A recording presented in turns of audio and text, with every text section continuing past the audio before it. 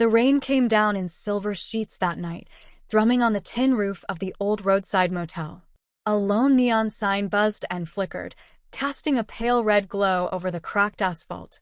Claire Whitaker gripped the steering wheel, so tightly her knuckles turned white, her chest heaving with shallow, uneven breaths. She wasn't supposed to be here.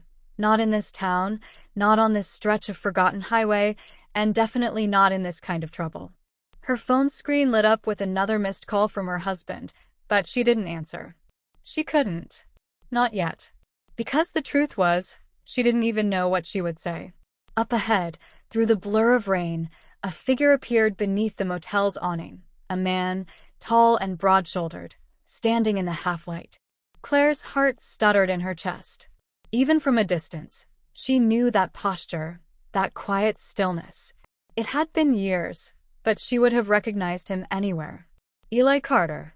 The name echoed in her mind like a ghost she'd tried to forget. For a split second, Claire considered turning the car around, pressing the gas pedal to the floor, and driving until the night swallowed her whole. But she didn't move. She couldn't. Something deeper than fear rooted her to that spot, a strange pull she didn't dare name. As she stepped out into the rain, the cold immediately soaked through her thin sweater, making her shiver. Eli's eyes found hers through the downpour, dark, unreadable, yet filled with something that made her chest tighten. His lips parted, like he wanted to speak, but no words came. The storm between them was louder than the one raging in the sky. Before we dive into this story, Claire's voiceover said softly, her tone trembling just enough to draw the listener closer, "Welcome to Midnight Confession. If you've ever carried a secret so heavy it threatened to break you, this is the place where you'll find understanding. Please like this video, share it with someone who needs to hear it, and subscribe so you won't miss the next story we tell." The music faded, leaving only the sound of steady rain. Claire swallowed hard, blinking away the water streaming down her face. Whether from rain or tears, she couldn't tell. "Claire," Eli said finally, his voice low and hoarse, as if the years had ground it down to something rough and tender. "You shouldn't be here." Her laugh was bitter, shaky. "You think I don't know that?" There was silence between them for a long beat, broken only by the rhythmic hum of the storm. Then softer, "I didn't have anywhere else to go." The words slipped out before she could stop them, vulnerable and raw. She saw the flicker of something in Eli's eyes. Concern, maybe, or something far more dangerous. He stepped forward, slow and careful, as if approaching a wild animal that might bolt. "What happened?" he asked. Claire's throat tightened. She wanted to lie, to say it was nothing, to pretend she was the same composed woman the world believed her to be. But under Eli's gaze, the truth pressed against her ribs like it was trying to claw its way free. Her breath caught. "It's everything. Eli, it's all falling apart. My marriage. My life. Me." The wind howled, shaking the loose shutters of the motel, and Eli's hand lifted, hesitating in midair before brushing lightly against her arm.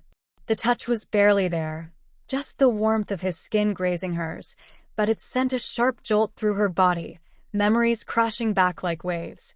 That night. The one they had never spoken of, never dared to acknowledge. Claire blinked, pulling away slightly, but the storm inside her was too loud to ignore now.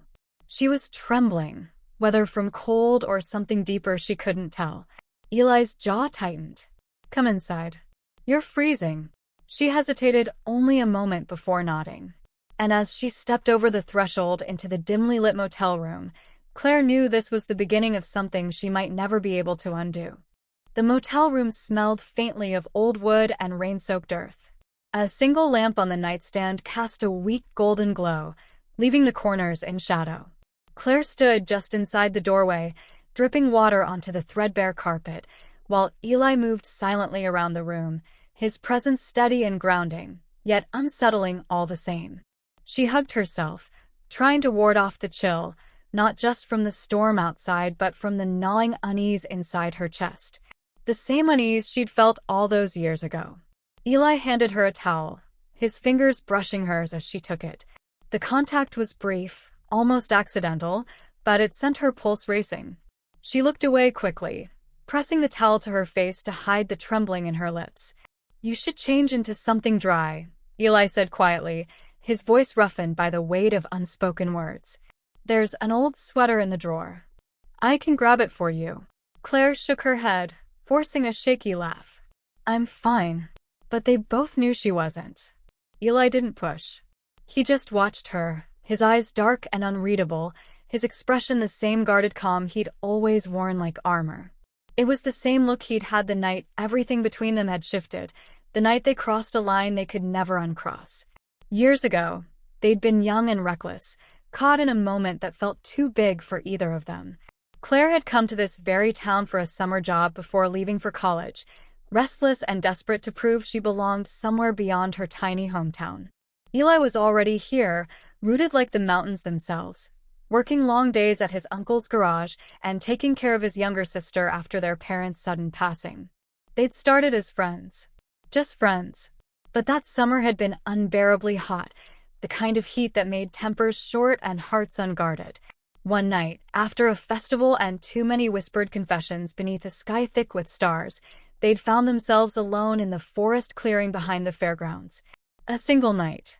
A single kiss that deepened into something fierce and all-consuming. And in the morning, Claire had left without a word, too scared of what it meant, too overwhelmed to face it. She'd returned to the city, to a future carefully planned for her, leaving Eli and that night behind like a dream she wasn't supposed to have. Why now, Claire? Eli's voice broke through her thoughts, quiet but firm.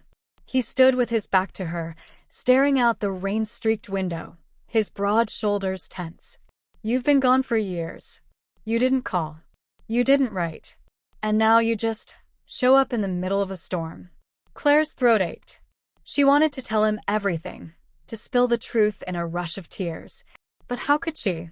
How could she explain the chain of events that had led her back here, the unraveling of her marriage, the secrets she'd been forced to keep, the suffocating loneliness that had driven her to the very edge? I didn't know where else to go, she said finally, her voice trembling. I thought I could handle it all, Eli. I thought, if I just kept holding it together, no one would see how broken I really am. He turned to face her then, his eyes sharp with pain she recognized all too well. You're not broken, he said, the words low and steady, as if willing her to believe them. Claire's breath hitched. And then softer, but I am, Eli. I am. And tonight I just... Her voice cracked, and before she could finish, tears spilled hot and fast down her cheeks. Eli crossed the room in 2 strides, his hand lifting to brush a tear away. He didn't embrace her, not yet. But his thumb lingered at the corner of her eye, his touch achingly gentle. The closeness made her heart pound, her breath coming shallow and fast. She hated how easily she melted beneath his touch, how her body remembered him even after all these years. We can figure this out, Eli murmured, his voice fierce now protective. You're safe here. Whatever it is, we'll face it together. But Claire shook her head, gripping his wrist with trembling fingers. No, Eli. You don't understand. It's not just me anymore. If he finds out where I am, if he knows I came here. She stopped herself abruptly, biting her lip, fear flashing in her eyes. Eli's jaw tightened, his entire body going still. Who, Claire? He demanded, his tone suddenly sharp. Who are you so afraid of? She opened her mouth to answer, but before she could speak, a car engine roared past outside, its headlights cutting across the thin motel curtains. Claire flinched violently, her whole body tensing like a cornered animal. Eli's hands closed over her shoulders, steady and unyielding. Claire, he said firmly, forcing her to meet his gaze. You're safe. With me. Whatever this is, you don't have to face it alone anymore. Claire wanted to believe him. She wanted to sink into his strength and let it hold her up. But deep down, she knew this was only the beginning, and that some secrets were dangerous enough to destroy them both. The storm outside had eased into a steady drizzle, the rain whispering softly against the motel roof. Inside, however, the tension only deepened. Claire sat on the edge of the bed, clutching the towel Eli had given her, twisting it in her hands like a lifeline. Her clothes clung to her skin, still damp and cold, but she barely noticed. Her mind was a hurricane of fear and memories. Eli paced near the window, the wooden floor creaking beneath his boots. His arms were crossed tightly over his chest, his jaw locked. He looked like a man holding himself together by sheer force of will. "Claire," he said finally, his voice low but sharp with urgency. "You need to tell me what's going on. Right now. Who are you running from?" Claire flinched at the word running. She'd been running for so long she barely remembered what it felt like to stand still. Her lips parted, but no words came. How could she explain the tangled mess her life had become? How could she make Eli understand the danger she'd brought to his doorstep?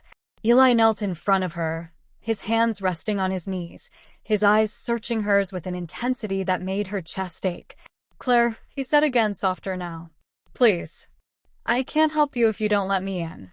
Something in his voice, steady, grounding, broke through her walls. Her breath hitched and she whispered, almost inaudible, "It's my husband." Eli froze. The room seemed to tilt, the air thick with unspoken questions. Claire swallowed hard, forcing herself to continue. "His name is Nathaniel. Nathan. Everyone thinks he's this perfect man, a successful businessman, a devoted husband."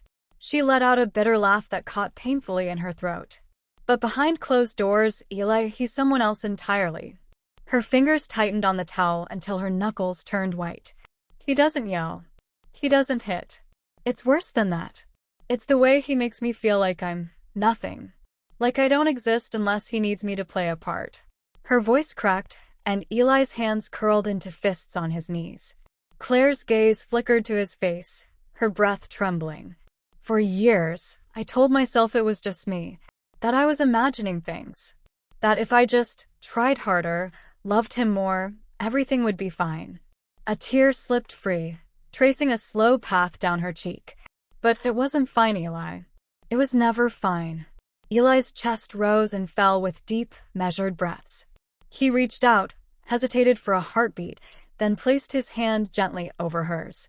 The warmth of his touch made something inside her shatter. "Last week," Claire continued, her voice shaking, "I found out he was planning something. A deal. Illegal. Dangerous." Her eyes widened with remembered terror. "I confronted him, and She stopped abruptly, as if the memory was too sharp to voice. Eli's voice was tight with barely contained anger. "He what, Claire?" She looked at him then, truly looked, and saw the same fierce protectiveness she remembered from years ago. Back when they were young, before the world had carved them into harder shapes. "He didn't touch me," she said quickly. "Not like that." But his words, they were enough. He said if I ever breathed a word about what I'd seen, he'd ruin me. He'd ruin everyone I care about. Eli's grip on her hand tightened. "And you believed him?" Claire's laugh was bitter. "You don't know him, Eli. Nathan doesn't make threats he can't keep." A car door slammed somewhere outside, sharp and sudden. Claire flinched violently, her breath catching in her throat. Eli shot to his feet, moving to the window in one fluid motion. He pushed the curtain aside just enough to peer out. "Relax," he murmured after a moment. "Just some truck pulling into the lot." But Claire couldn't relax. Her whole body was trembling now, her heartbeat a frantic drumbeat in her ears. "He'll come for me, Eli," she whispered. "If he figures out where I went, he won't stop. You don't understand the kind of man he is." Eli turned to her, his expression carved from stone. "Then he'll have to go through me first." The words sent a rush of conflicting emotions through Claire, fear, relief, longing. She wanted to believe him, to sink into the safety of his promise. But she knew what Nathan was capable of. "Eli," she said softly, her voice breaking. "I don't want you to get hurt because of me." He crouched down in front of her again, taking both her hands in his this time. His thumbs brushed soothing circles against her chilled skin. "Claire," he said, his voice steady and sure. "You're not a burden. You're not some problem to be fixed. You're you." His gaze locked with hers, fierce and unflinching. "And I'm not letting you face this alone. Not again." Something inside her crumbled at his words. For the first time in days, maybe years, she felt like she could breathe. Memories surged up, unbidden and sharp. The last time she'd felt this close to him was that night in the clearing, the humid summer air thick with the scent of wildflowers and regret. They'd been so young, so desperate to hold on to something real before life pulled them apart. She remembered the way his hand had trembled when it cupped her cheek, the way their foreheads had touched as if the whole world existed only between them, the way she'd whispered his name like a prayer. And now, years later, here they were again. Older, harder, but somehow the same. Outside, the rain picked up, tapping insistently against the window like an impatient messenger. Claire drew a shaky breath, pulling herself back to the present. "What do we do now?" she asked, her voice barely more than a whisper. Eli didn't hesitate. "First, you get some rest.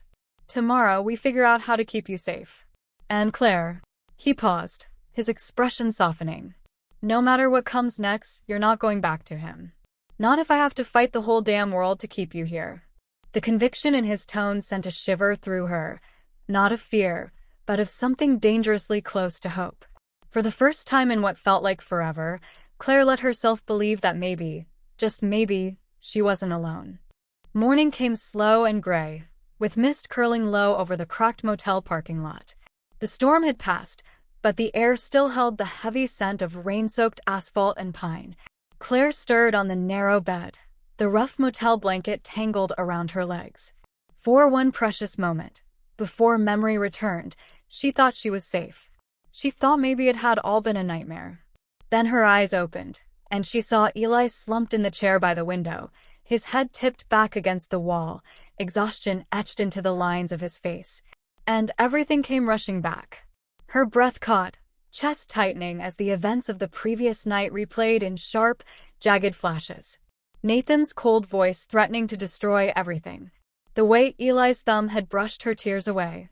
The flicker of headlights passing the motel, and the bone-deep terror that had gripped her. Claire sat up slowly, careful not to wake him.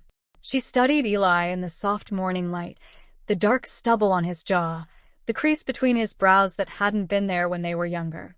He looked older, harder, but there was still something achingly familiar about him. She wanted to reach out, to smooth that crease away, to rest her hand against his chest and feel his heart beating steady beneath her palm. But she didn't. Instead, she rose quietly and crossed to the small sink near the bathroom. As she splashed cool water on her face, she stared at her reflection in the warped mirror. Her eyes were red-rimmed, her hair tangled, her skin pale. She looked like a stranger. "Who are you now, Claire?" she asked herself silently.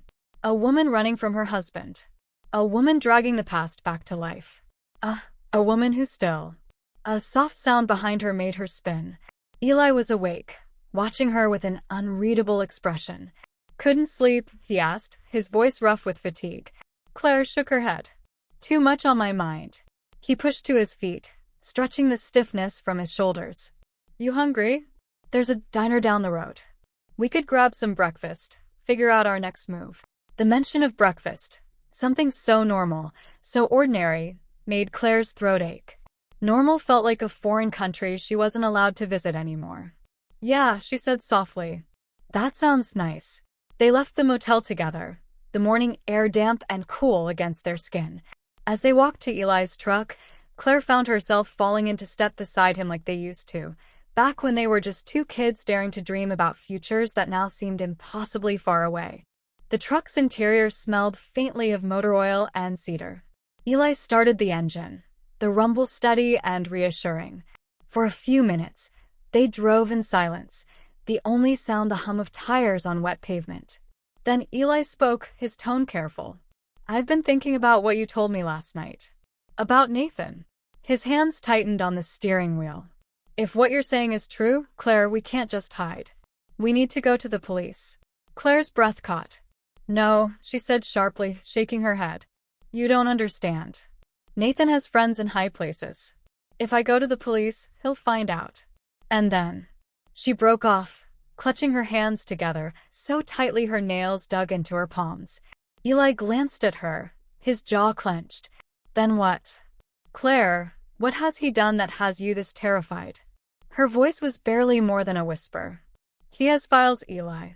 Proof of what he's been doing. Money laundering. Fraud. Deals with people you don't want to know about." Her breath came quick and shallow. "I saw the evidence by accident. And now he thinks I might expose him." Eli's face darkened with anger. So he scares you into silence. Typical coward. Claire turned to him, desperation in her eyes. You don't get it. If he feels cornered, he won't just ruin me. He'll ruin you too. Everyone you care about. He doesn't fight fair, Eli. He doesn't fight clean. Eli reached over, taking her trembling hand in his. Then we'll play smarter.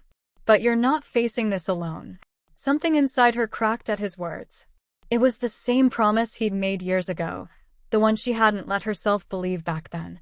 Maybe this time she thought, maybe she could.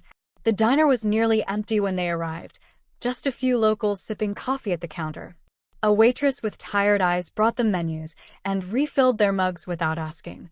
For a brief moment, surrounded by the clatter of dishes and the smell of bacon frying, Claire felt almost normal. Almost safe. Eli leaned across the table, his voice low. Tell me exactly what you saw, Claire. Every detail. If we're going to protect you, we need to know what we're up against. Claire hesitated, scanning the room to make sure no one was listening. Then she began to speak, painting a picture of Nathan's secret world, shell companies, offshore accounts, meetings in shadowed back rooms. As she spoke, Eli's expression grew darker, his hand tightening around his coffee cup until his knuckles turned white. You were right to run, he said when she finished. His voice was quiet but edged with steel. This isn't just about your marriage. This is about survival. Claire nodded, tears stinging her eyes. I don't want to bring you into this. You've already lost so much, Eli.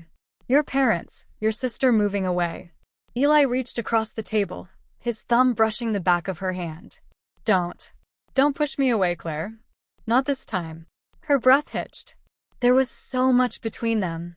Love, regret, longing, that it felt like the air itself was charged with it. And then, suddenly, the bell over the diner door jingled. Claire froze. Her gaze snapped toward the entrance. A man had just walked in. Tall, well-dressed, his hair slicked back with precision. He scanned the room once, and when his eyes landed on her, a slow, cold smile spread across his face. Claire's blood turned to ice. Eli followed her gaze, his muscles coiling like a predator ready to strike. Claire, he said in a voice that was barely more than a growl. Who is that? Her lips parted, the word barely escaping. One of Nathan's men. The man didn't approach. He simply took a seat at the counter, ordered a coffee, and kept glancing their way.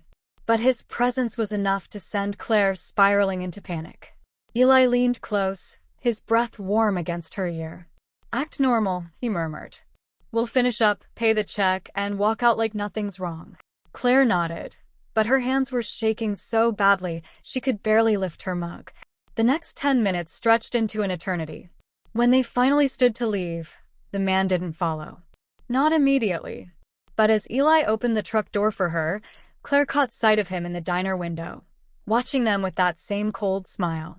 He's going to report back to Nathan, she whispered, her voice trembling. Eli's jaw was tight, his eyes dark with resolve. Then let him, he said. Let Nathan know you're not running anymore. Because next time, we'll be ready. Back at the motel, Claire sat on the edge of the bed, hugging herself. Her heart was still pounding, her nerves stretched thin. Eli paced the room thinking. We can't stay here, he said finally. If Nathan knows where you are, it's only a matter of time before he shows up himself. Claire looked up at him, fear stark in her eyes. Where do we go, Eli?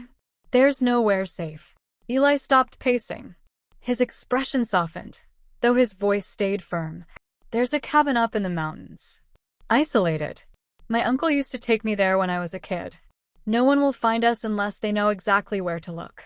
For the first time all day, Claire felt a flicker of hope. A fragile, dangerous hope.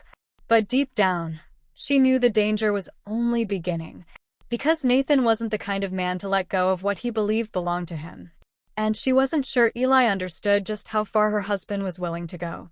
The road wound upward like a ribbon of cracked asphalt, twisting through dense forests of pine and cedar. Morning mist clung to the treetops, a pale ghostly veil that blurred the world into grays and greens. Claire sat silently in the passenger seat of Eli's truck, her hands knotted in her lap. Her heartbeat was still too fast, every bump in the road making her flinch.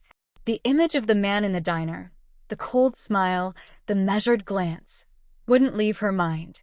Eli gripped the steering wheel, his knuckles white. The tension in the cab was thick enough to choke on. Every so often he'd glance at her, as if checking to make sure she was still there, still safe. "You okay?" he asked finally, his voice low. Claire swallowed hard and nodded. I think so. Just. Her breath hitched. "I keep seeing his face. That smile." Eli's jaw tightened. "He wanted you to see it. Wanted you to know Nathan's watching." His voice was steady, but underneath was a current of anger so sharp it made Claire's chest ache. She turned toward him, searching his profile in the gray light. "What if this doesn't work, Eli? What if he finds us before we can figure out how to stop him?" He didn't look at her, just kept his eyes on the winding road. "Then we'll run again. And again. However many times it takes." Finally, he glanced over, his gaze fierce and unyielding. "But I'm not losing you, Claire. Not this time." Her breath caught at the words, her throat tight with emotion. There was no space between them for anything casual or careless. Every word he spoke was heavy with years of silence and things left unsaid. The further they drove, the thinner the road became, narrowing to a single lane with no guardrails. On one side, the mountain rose steep and rocky. On the other, the land fell away into a valley thick with fog. "This place," Claire whispered, peering out the window. "It feels like the edge of the world." Eli's mouth curved, but it wasn't quite a smile. "That's why it's perfect. Nobody comes up here unless they have a reason." The cabin came into view at last, a weathered structure tucked between towering evergreens. Its wooden walls were dark with age, the roof sagging slightly under years of snow and rain. To Claire, it looked like salvation and exile all at once. Eli parked the truck and cut the engine. For a moment, neither of them moved. The forest was silent except for the distant rush of a river and the restless whisper of the wind. Then Eli turned to her, his expression softening. "It's not much," he said quietly, "but it's safe. Or at least safer than anywhere else." Claire blinked back sudden tears. "It's beautiful," she murmured. And in a way it was. Not because of the cabin itself, but because Eli was here and because, for now, Nathan wasn't. Inside, the cabin smelled of cedar and old stone. There was a single room with a fireplace, a battered couch, and a small kitchen tucked into one corner. Eli moved through the space with ease, opening shutters, checking the locks, making sure everything was in working order. Claire stood near the fireplace, hugging herself. Her breath fogged in the cool air, mingling with the faint scent of smoke lingering in the chimney. "You've been here before," she said, watching him. He nodded. "Yeah. My uncle used to bring me here in the summers. Fishing, hiking. It was our place to get away from everything." He paused, then added softly, "I haven't been back since he died." The admission tugged at her heart. She wanted to cross the room, to touch his arm, to tell him she understood loss. But something held her back. Fear, maybe, or the weight of everything between them. Instead, she whispered, "Thank you for bringing me here, Eli." His gaze met hers across the dim room, and for a heartbeat, it felt like the rest of the world disappeared. Then he looked away, clearing his throat. "I'll get a fire going. Warm this place up a bit." As the hours passed, the cabin slowly came alive. The fire crackled and popped, throwing golden light across the walls. Eli found a kettle and made them tea, the steam rising in delicate spirals. For the first time in days, Claire felt her shoulders begin to unclench. But the peace was fragile, like a glass ornament that could shatter with the slightest wrong move. They sat together on the worn couch, sipping tea. The silence between them wasn't awkward, exactly. It was thick, weighted with unspoken things. Finally, Claire broke it. "Eli, about last night. At the diner." Her fingers tightened around her mug. "Do you think he followed us?" Eli's eyes flickered with worry, though his voice stayed calm. "Maybe. Maybe not. But we can't take chances. I'm going to set up some traps around the perimeter.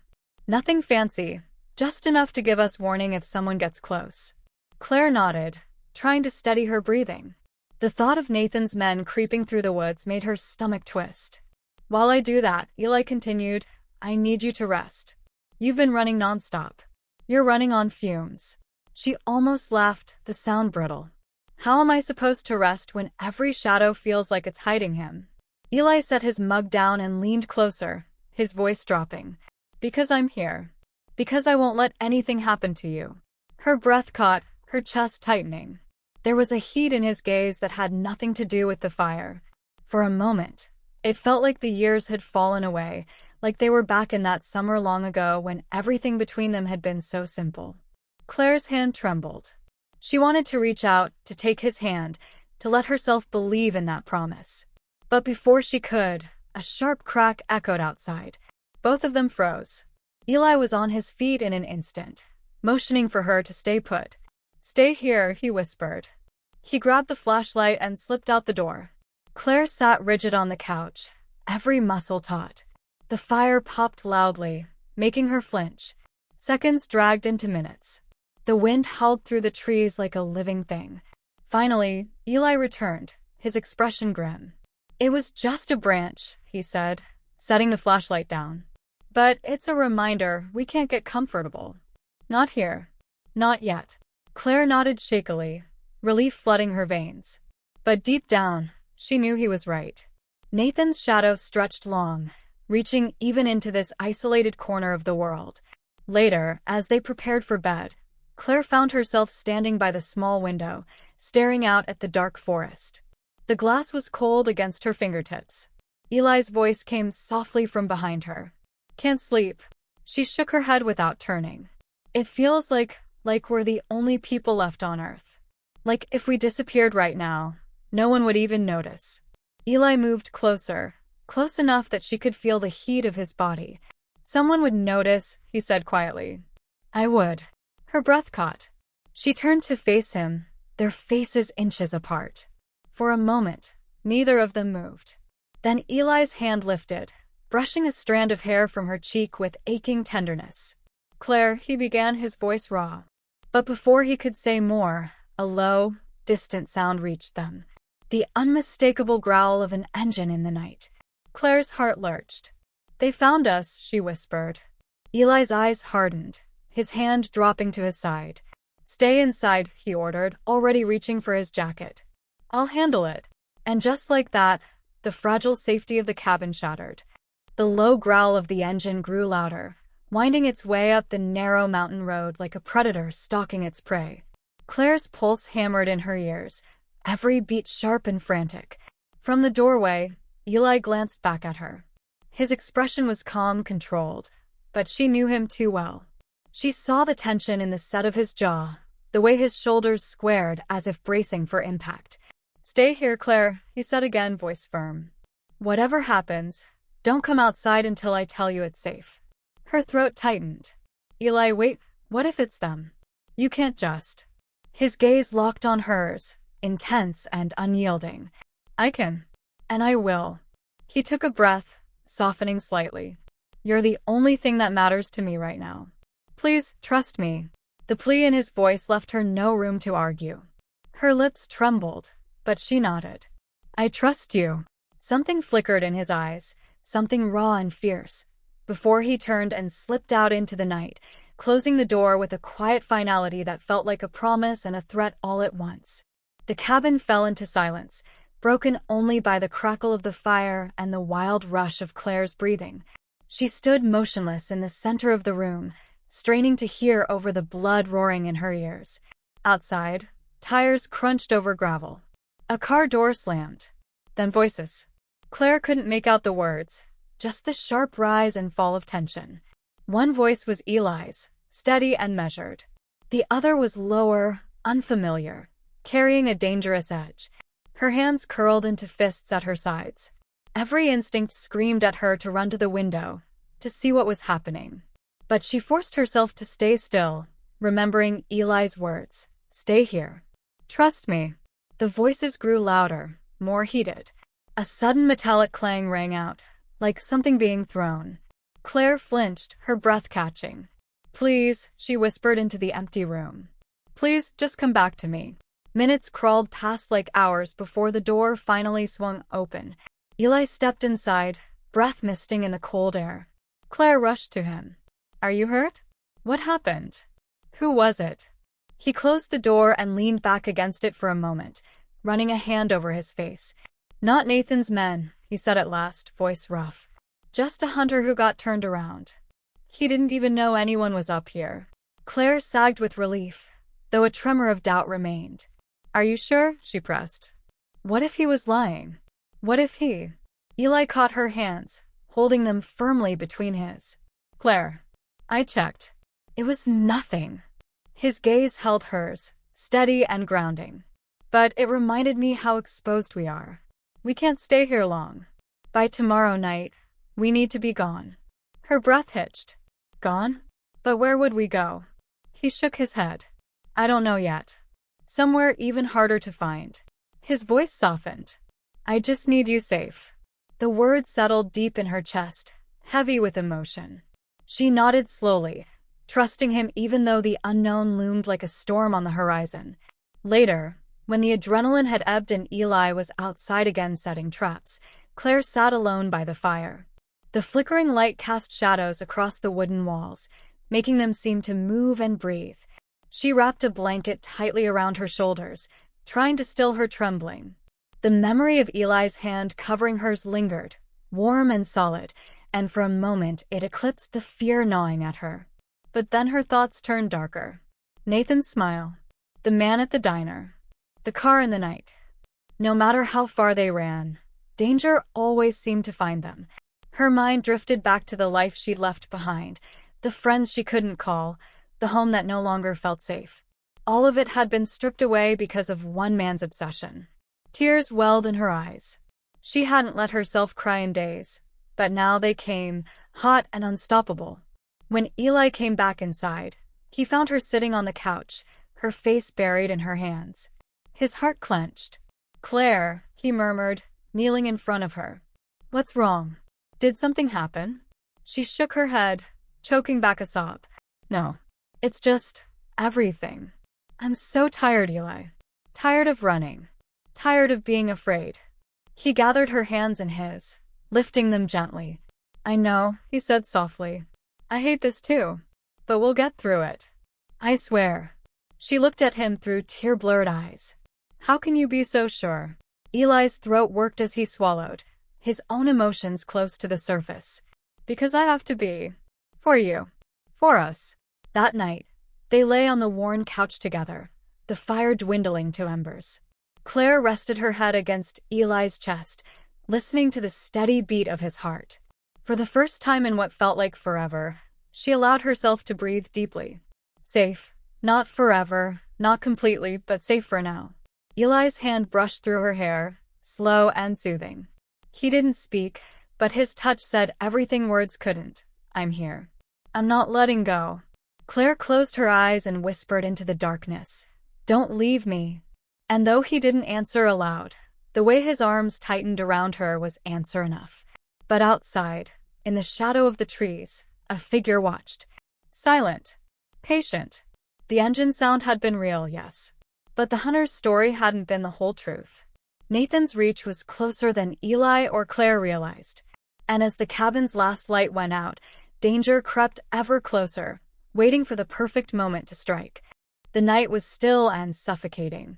The kind of silence that made the world feel suspended, like a held breath waiting to be released.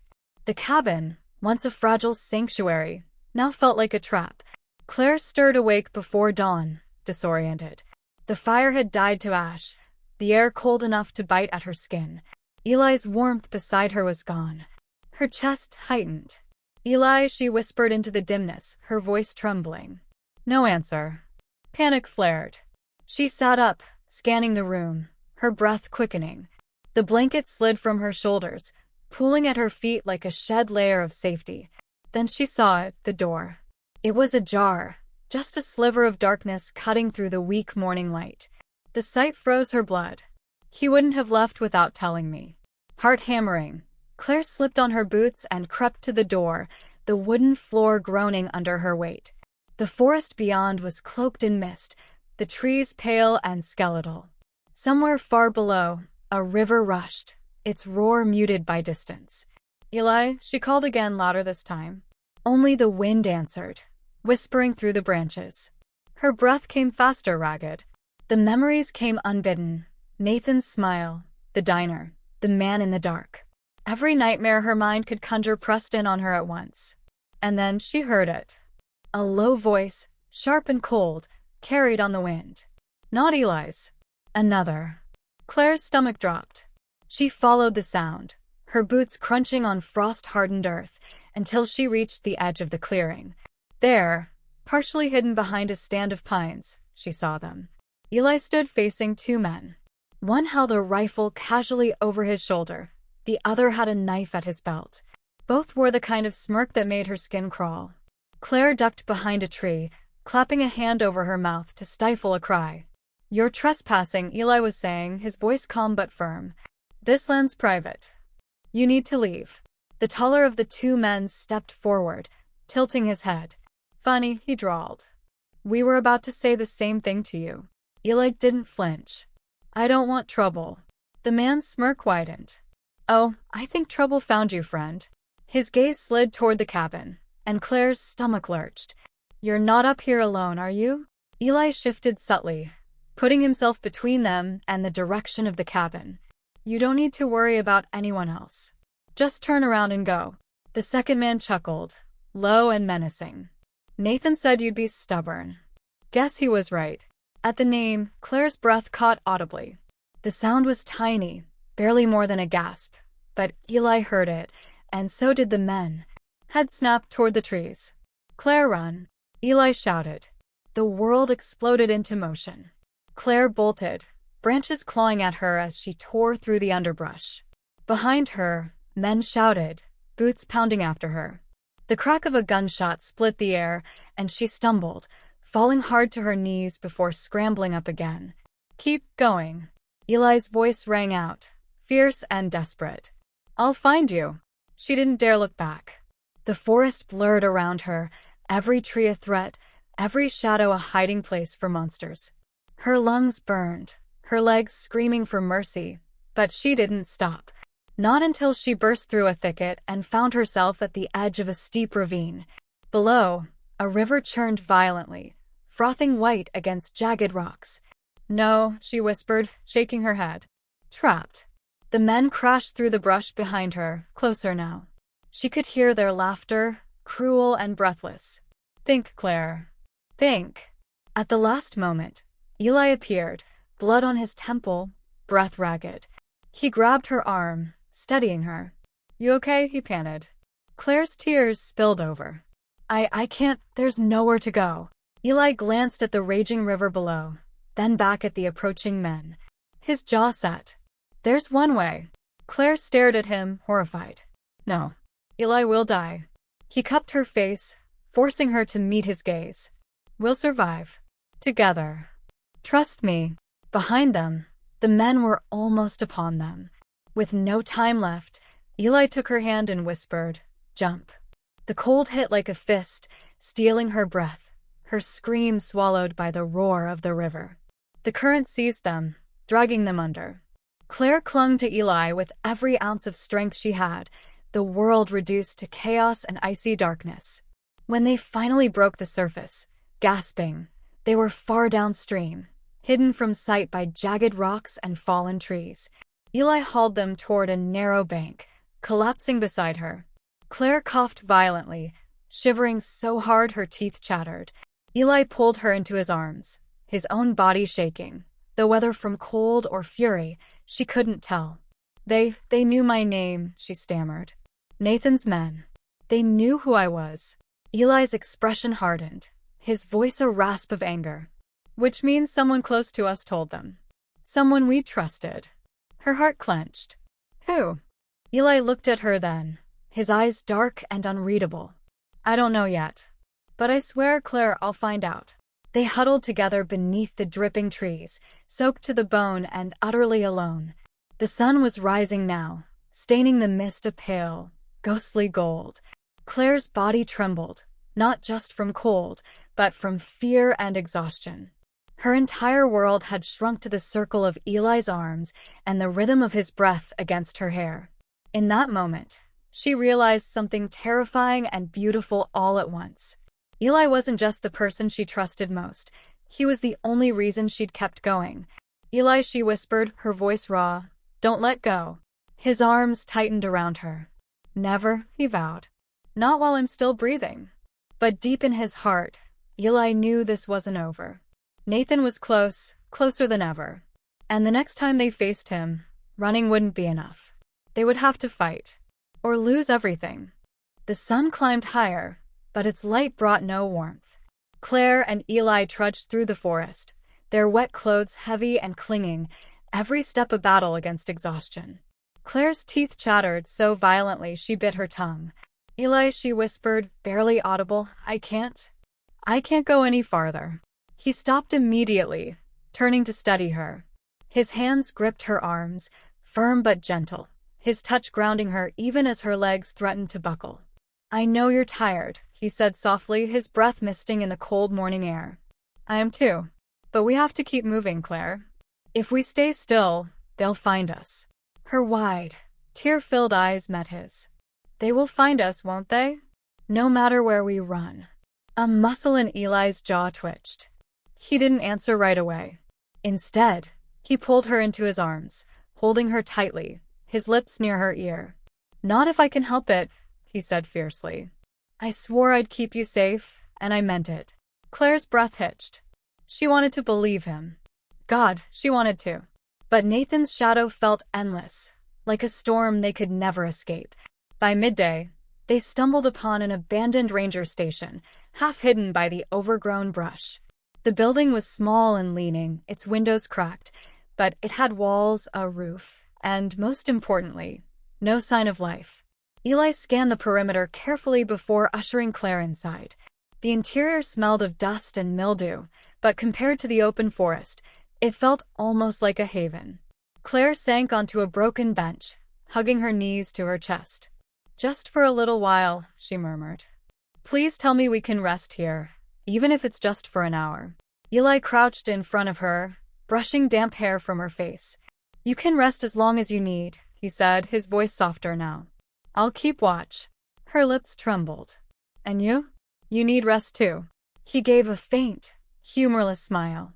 I'll rest when you're safe. As Claire drifted into an uneasy sleep, Eli sat by the doorway, his back against the wall, his mind racing. The mention of a traitor gnawed at him like a festering wound. Someone had told Nathan where they were. Someone had betrayed them. Who?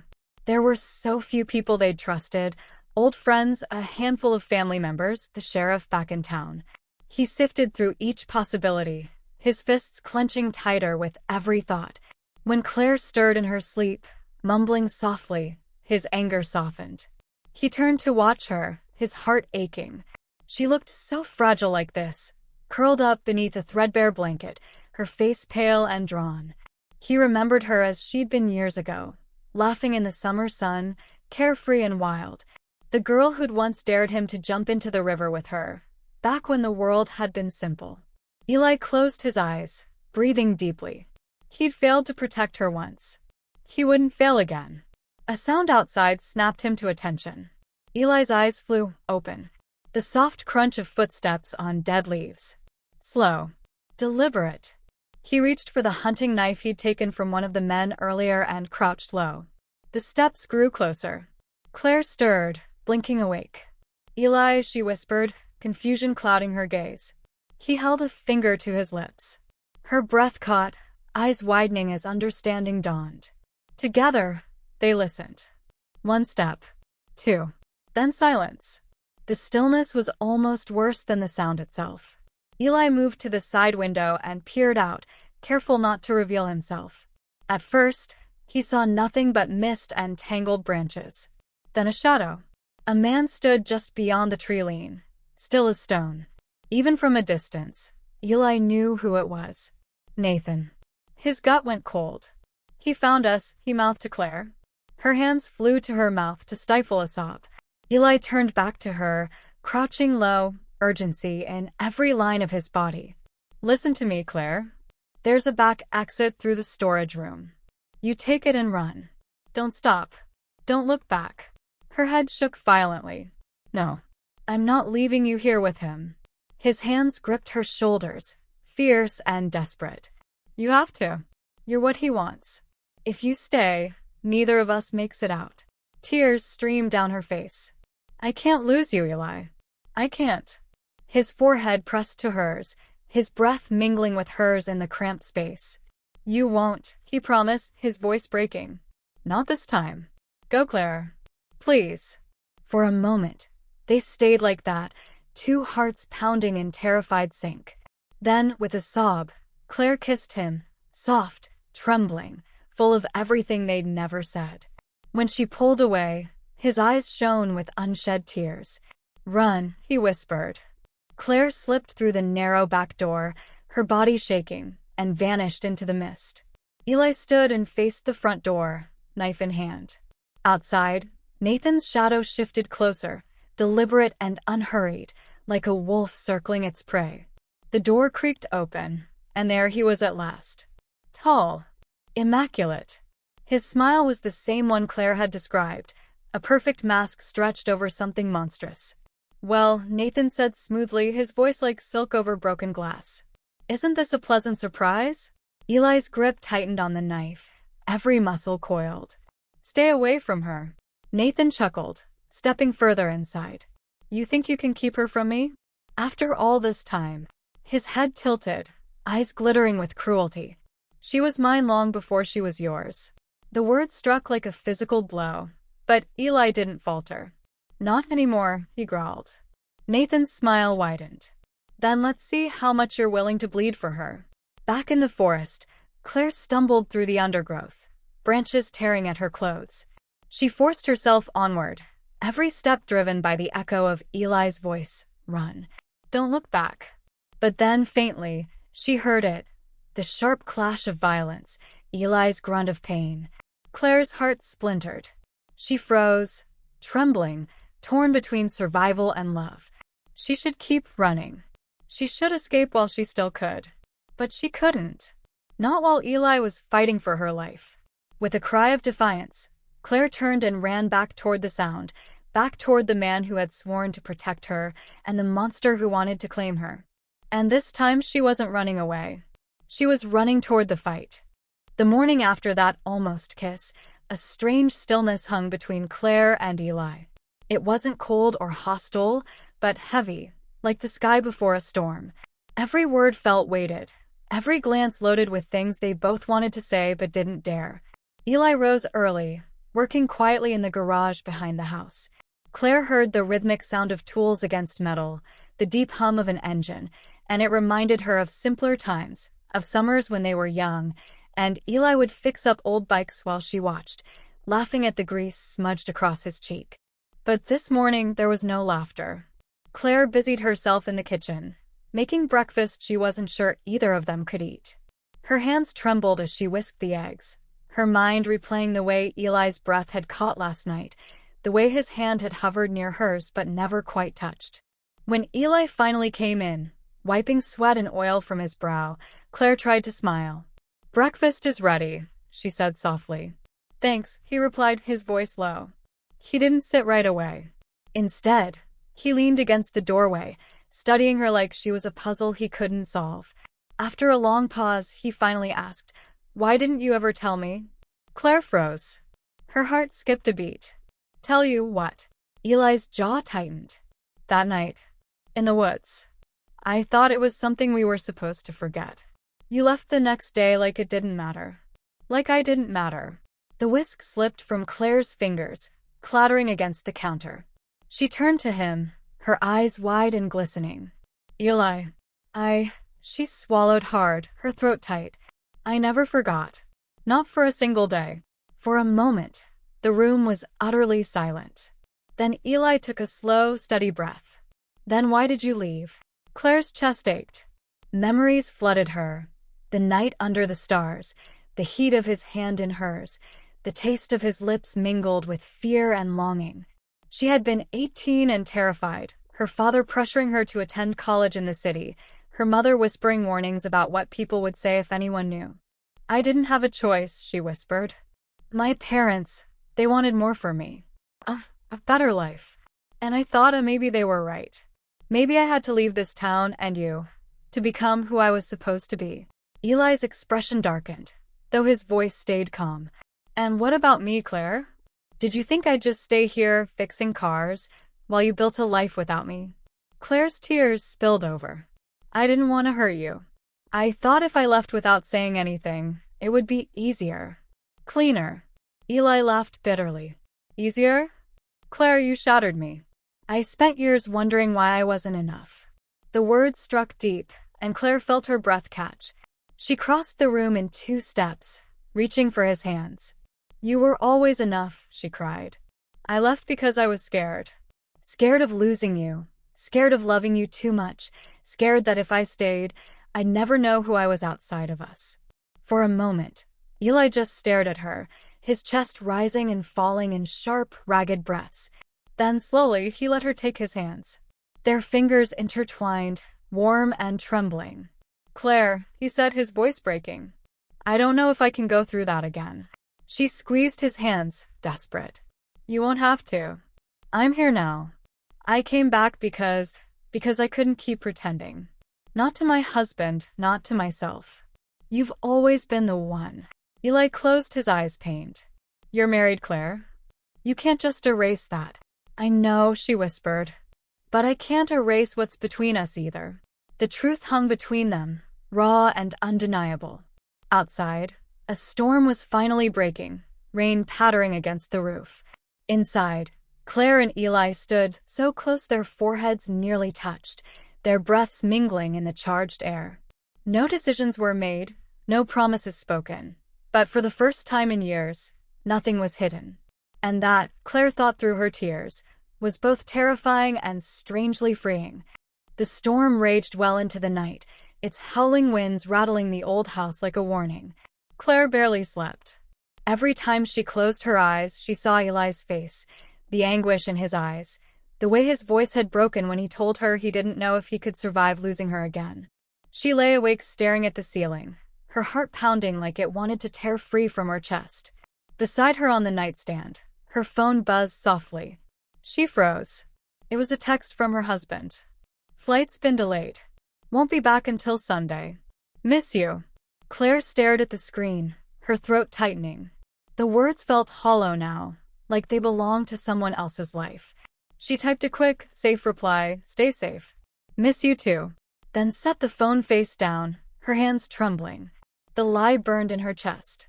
By morning, the storm had passed, leaving a gray stillness behind. Claire stepped outside and found Eli already at work in the garage. He didn't look up when she approached. Eli, she said softly. He kept tightening a bolt on an old truck engine, his jaw clenched. Morning. His voice was flat, distant. It cut her more deeply than anger ever could. Can we talk? She asked. About what? His hands didn't pause. About how you'll leave again once your car's fixed. About how you've got a husband waiting for you in the city. Claire flinched. Eli, please. He dropped the wrench with a sharp clatter and turned to face her, his chest heaving. Do you know what it's like to stay in one place while the person you love builds an entire life without you? I've been stuck here, Claire. Stuck wondering if I ever mattered. Her tears spilled over. She reached for him, but he stepped back. You did matter, she whispered. You still do. I thought I was doing the right thing by leaving, but all I've done is lie to you, to him, to myself. Eli's voice cracked. So what are you saying? That you'll leave your husband for me. Claire opened her mouth, but no words came. She hadn't let herself think that far. The truth was, she didn't know what she was ready to do. I don't know, she admitted, her voice breaking. I just know I can't keep living like this. Pretending I don't love you. Eli stared at her, silent. His hands trembled at his sides, caught between reaching for her and pushing her away. Finally, he turned back to the truck, his voice low and raw. Then figure it out, Claire. Because I can't keep standing here, waiting for a life you might never choose. The words shattered her. Claire stumbled back to the house, her vision blurred with tears. She sank to the floor in the hallway, clutching her chest as if to hold herself together. She had spent years building a careful, orderly life in the city, a respectable marriage, a career, a home filled with curated furniture and polite smiles.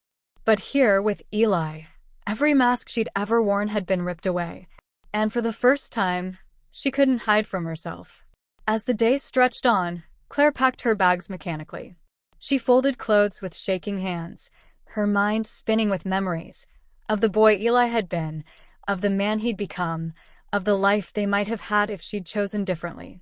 When dusk fell, she went to say goodbye. Eli stood outside, leaning against the truck he'd just finished repairing.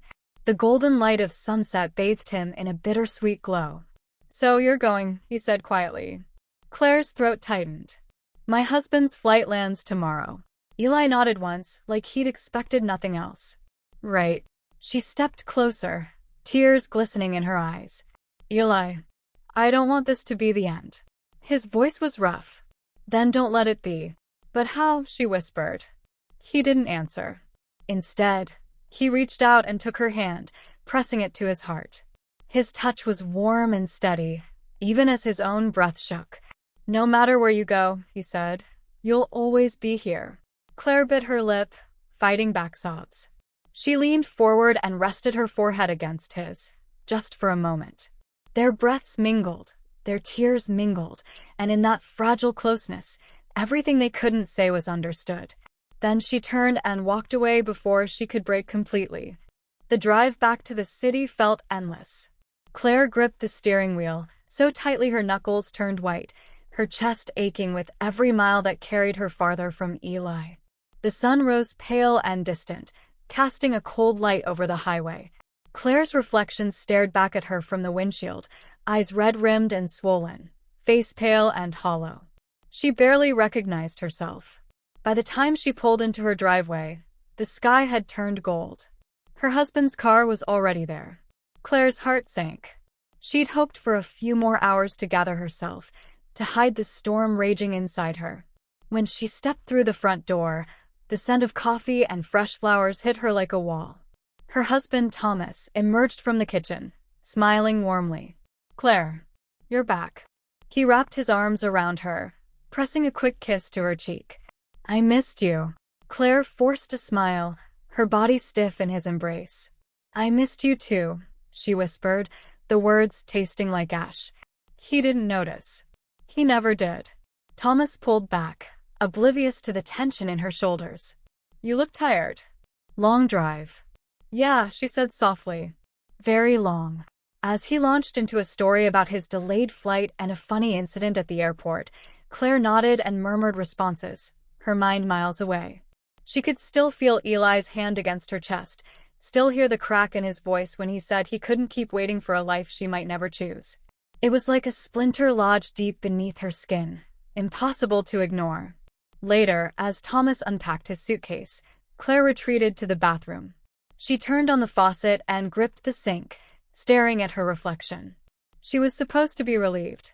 This was her life, the safe, stable life she had built with careful decisions and respectable choices.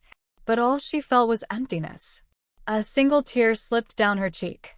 She wiped it away quickly, terrified he might notice. Over the next few days, Claire moved through her routines like a ghost. She went to work, attended social gatherings with Thomas, smiled when expected. But inside, she was unraveling. At night, lying beside her husband, she would close her eyes and see Eli. The way his shoulders had tensed when he turned away from her. The way his voice had broken when he said goodbye. Her chest would tighten until she could barely breathe. She'd roll onto her side, silent tears soaking the pillow, praying Thomas wouldn't wake.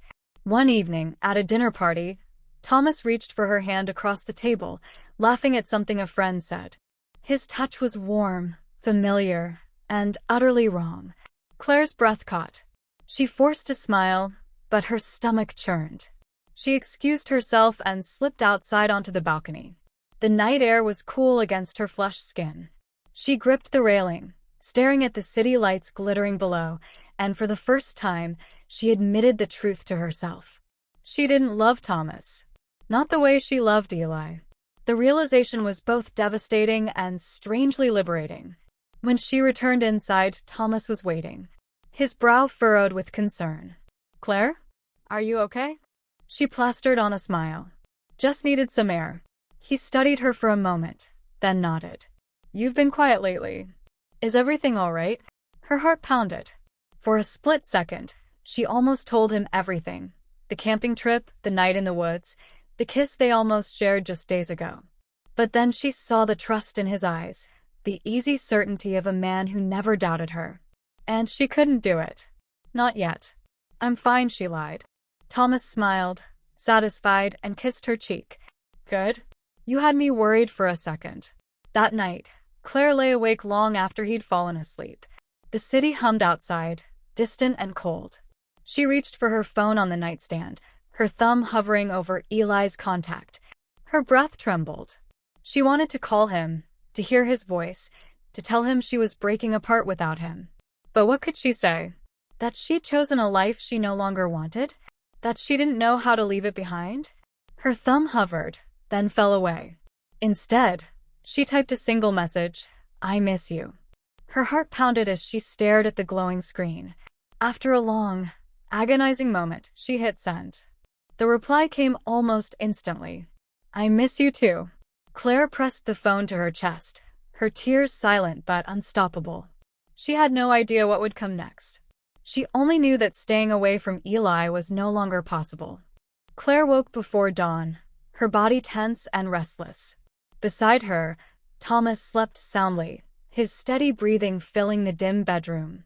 The city outside was still dark, its usual hum softened by the early hour. But inside Claire's chest, everything was noise. She slipped quietly from bed, clutching her phone like a lifeline as she padded into the bathroom and locked the door behind her. The screen lit up with Eli's name.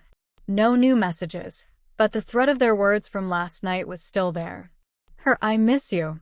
Him, I miss you too. Her thumb hovered over the keyboard.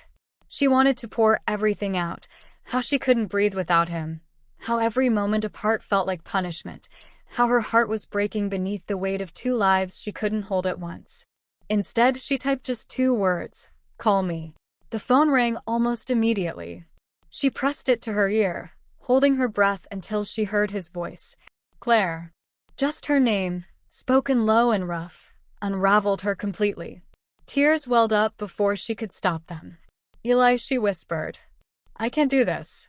I thought I could come back here, be who I was before, but I can't. There was a sharp inhale on the other end. Then don't, he said. Claire, you don't have to stay there. You don't have to keep pretending. Her knees gave out. She sank to the bathroom floor, clutching the phone like a lifeline. I don't even know where to start. Thomas, he trusts me. He has no idea. If I leave, her voice cracked. It'll destroy him. Eli's silence was heavy, but she could hear his breath, steady and pained. And if you stay, he finally asked. The question sliced through her. Images of her life here flashed in her mind. The pristine apartment, the polite dinner parties, the carefully chosen furniture and carefully chosen words. And then, just as vividly, Eli's smile, Eli's hands, Eli's voice breaking when he said goodbye. If I stay, she whispered, it'll destroy me. Neither of them spoke for a long time. Finally, Eli said, I don't want to push you. But Claire, I need to know if there's a chance. If there's any part of you that wants a life with me, even if it's messy, even if it costs everything.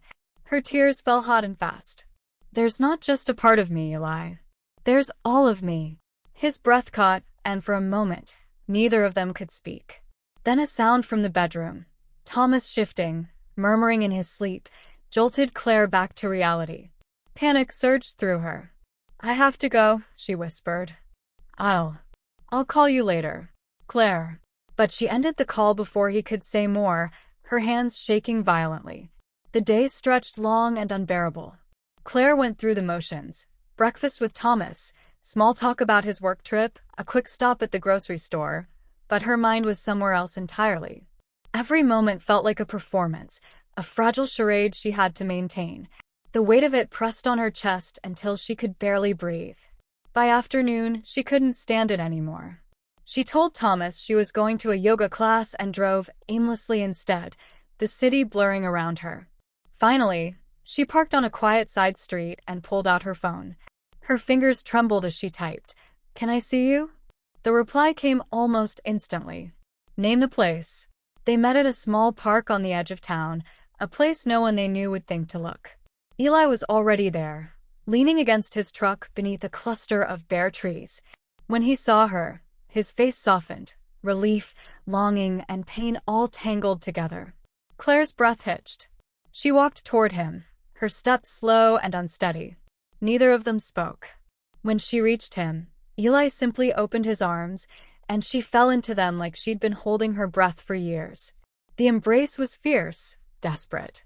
Claire buried her face against his chest, inhaling the scent of motor oil and pine that was so achingly familiar. "I don't care what happens," she choked out.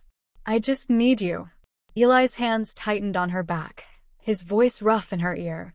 "Then we'll figure it out. Together." For a long moment, they just held each other, the world falling away. But reality crept back in like a shadow. As the sun dipped lower, Claire pulled back, wiping her tears. "Thomas doesn't know I'm here. He thinks I'm at yoga." Eli's jaw clenched. "I hate that you have to hide like this." "So do I." She hesitated, then added, "He's starting to notice something's off. I can feel it. I can't keep lying to him, Eli. But I don't know how to tell him the truth." Eli cupped her face gently, his thumb brushing away a tear. "Start with this," he said. "Tell him you're unhappy. Tell him you need space. You don't have to explain everything all at once." Claire closed her eyes, leaning into his touch. "I'm terrified," she admitted. "Terrified of hurting him. Terrified of losing you." "You won't lose me," Eli promised. "But Claire, you're going to hurt him. There's no way around that. The only question is whether you keep hurting yourself to protect him." The words settled deep in her chest. For the first time, she saw the truth clearly. She had been sacrificing herself for years, convincing herself it was love when really it was fear. When she opened her eyes, there was resolve there, faint but growing. "I'll talk to him," she said. "Tonight." Eli nodded, though his grip on her hands tightened like he didn't quite trust the world to let her go. "I'll be here," he said softly. "Whatever happens." As Claire drove home, her heart pounded. She had no idea how the conversation would go, only that it would change everything. But for the first time in years, she wasn't just running away. She was running toward something, and someone she truly wanted. The apartment felt colder than usual when Claire returned that evening. The air was still heavy, as though it sensed the storm she was about to unleash. She paused at the front door, keys trembling in her hand. Thomas was in the living room, sitting on the couch with a drink in hand, flipping through channels on the TV. He looked up when she walked in and gave her a warm smile, completely unaware of the fracture growing between them. "Hey," he said lightly. "How was yoga?" Claire's throat tightened. That simple question, so casual and trusting, nearly undid her. "It was good," she lied, her voice barely steady. "How was your day?" "Busy." He set his glass down and stretched. "But better now that you're home." His words twisted like a knife in her chest. She couldn't do this anymore. Couldn't keep smiling, keep pretending. "Thomas," she said, her voice soft but urgent. "Can we talk?" He turned fully toward her, sensing the gravity in her tone. "Of course. What's going on?" Claire's breath came in short, shaky bursts. She sat on the edge of the couch, twisting her hands together. "There's something I need to tell you. Something I should have said a long time ago." Thomas frowned, concern etching lines into his face. "You're scaring me. Just tell me."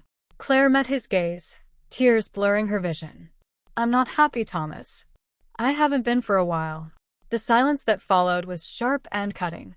Thomas blinked, as if trying to process the words. "Not happy? Claire, what do you mean? Is this about work? About us moving to a bigger place? Because we can." "It's not about any of that," she interrupted, her voice breaking. "It's about us. About me." Thomas leaned back, stunned. I don't understand." Claire's tears fell freely now. "I thought if I tried hard enough, if I played the role everyone expected of me, I could make it work. But the truth is, I've been lying to you, to myself. And I can't keep doing it." Thomas's expression hardened, his confusion giving way to anger. "Lying," he repeated. Lying about what, Claire? About loving me. Her breath caught, a sob rising in her throat. I care about you, Thomas. I always will. But I'm not in love with you. Not the way you deserve. The words hung between them like shattered glass. Thomas stared at her, his face pale, his chest heaving. Is there someone else? He asked quietly. Claire froze.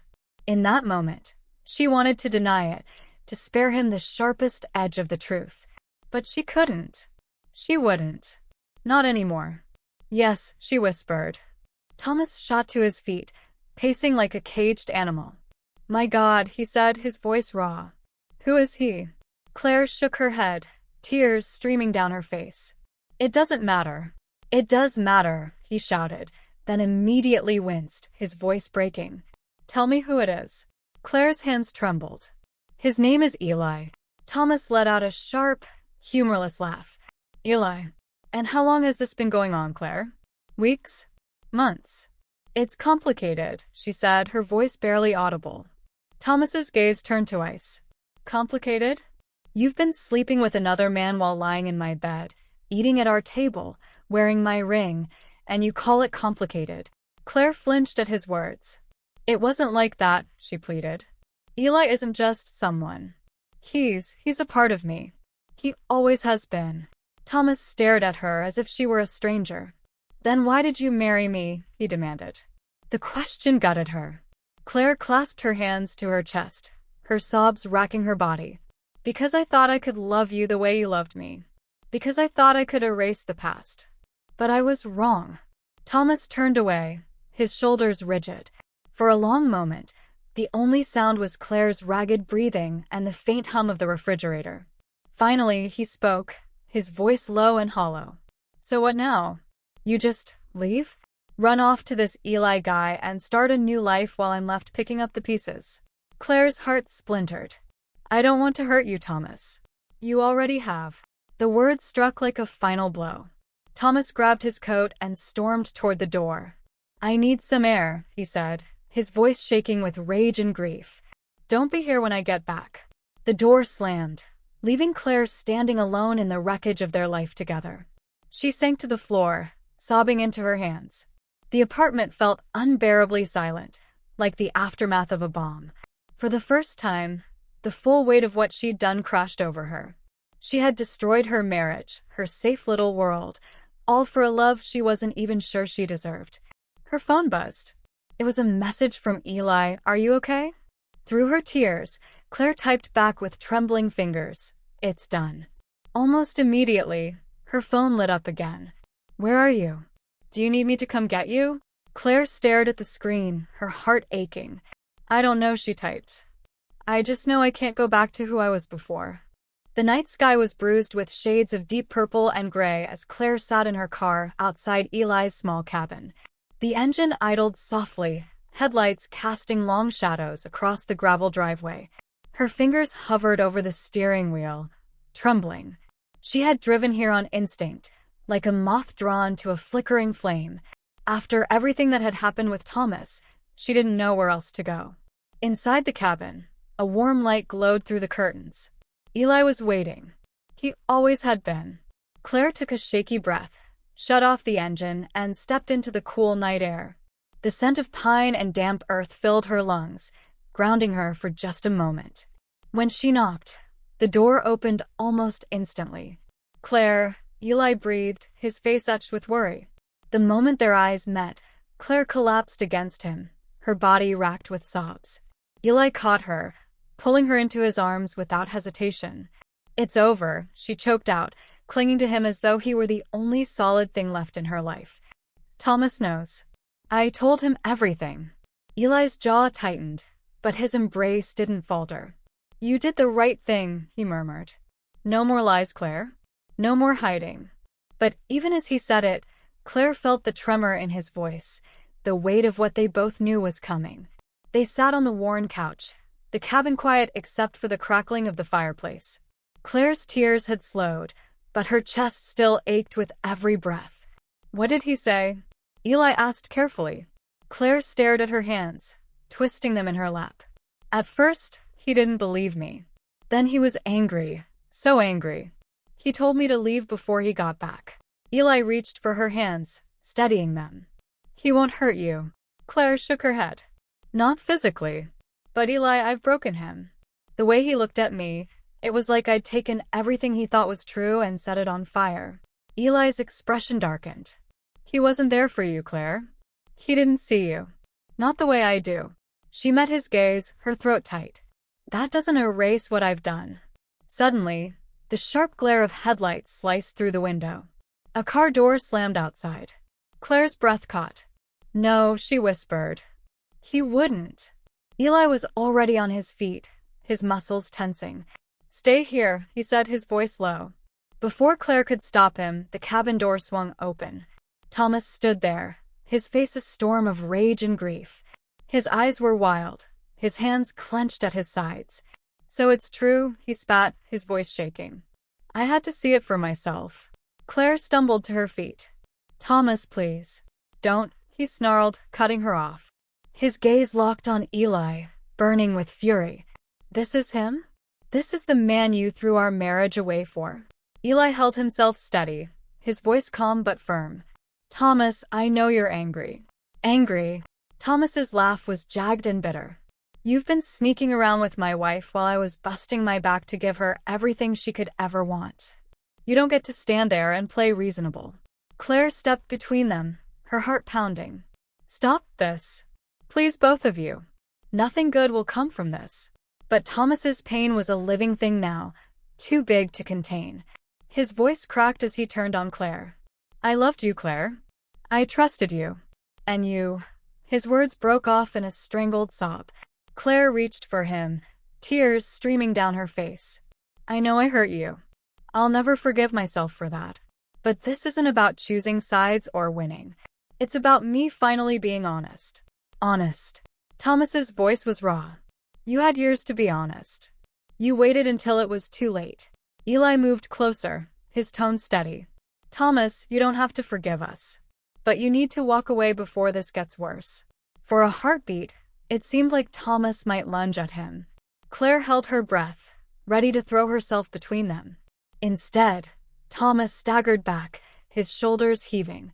His eyes were glassy with tears, his face crumpled by heartbreak.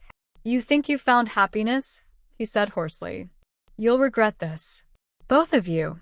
He turned and stormed out, slamming the door so hard the walls rattled.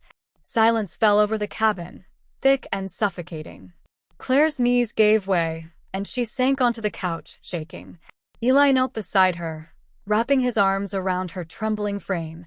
It's over, he whispered, though they both knew it wasn't. Not really. Claire buried her face in his chest. I'm scared, Eli. What if he does something reckless? What if he tries to ruin you, or us?